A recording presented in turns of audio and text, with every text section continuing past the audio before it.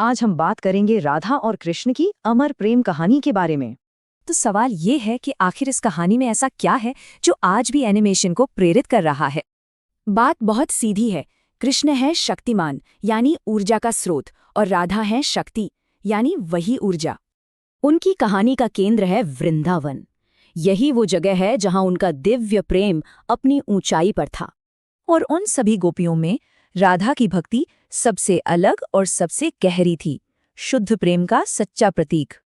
ये जो रासलीला है ना, ये सिर्फ एक नाच नहीं है, ये आत्मा का परमात्मा से मिलन है। लेकिन इस कहानी में एक मोड़ आता है। कृष्ण को अपना कर्तव्य निभाने वृंदावन छोड़ना पड़ता है। और ये जुदाई कोई छोटी मोटी नहीं थी, ये पूरे 100 साल तक चली। कृष्ण के जाने का दुख इतना गहरा था कि पूरे वृंदावन में किसी घर में चूल्हा तक नहीं चला। इसी को विरह कहते हैं। ये सिर्फ जुदाई नहीं बल्कि प्रेम और भक्ति का एक और गहरा रूप है। मतलब जिस्मानी तौर पर भले ही वे अलग थे, पर उनकी आत्माएं हमेशा एक रहीं। तो चलिए देखते हैं कि ये कहानी पुराने ग्रंथों से निकलकर आज के मीडिया तक कैसे पहुंची। 12वीं सदी की कविताओं से लेकर आज के टीवी शोज तक इस कहानी ने कई रूप लिए हैं। कविता, डांस, पेंटिंग, संगीत, शायद ही कोई कला हो जिस पर इसका असर ना पड़ा हो। सोचिए, हाल ही में एक टीवी शो 1100 से ज्यादा एपिसोड्स तक चला। ये इसकी आज की लोकप्रियता दिखाता है।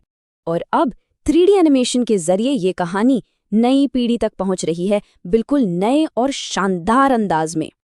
तो इस प्रेम कहानी के पीछे का गहरा मतलब क्या है? चलिए समझते हैं। इसे ऐसे देखिए, राधा है आत्मा और कृष्ण है परमात्मा, और ये कहानी है आत्मा की परमात्मा से मिलने की। इसी को भक्ति का सबसे ऊंचा रूप माना गया है, जहां निस्वार्थ प्रेम ही ईश्वर तक पहुंचने का रास्ता है। तो असल बात यह है कि ये कहानी प्रेम को खुद को पहचानने का एक जरिया बताती है। और यही सवाल ये कहानी हमारे लिए छोड़ जाती है कि असली प्रेम मिलन में है या उस विरह की गहराई में।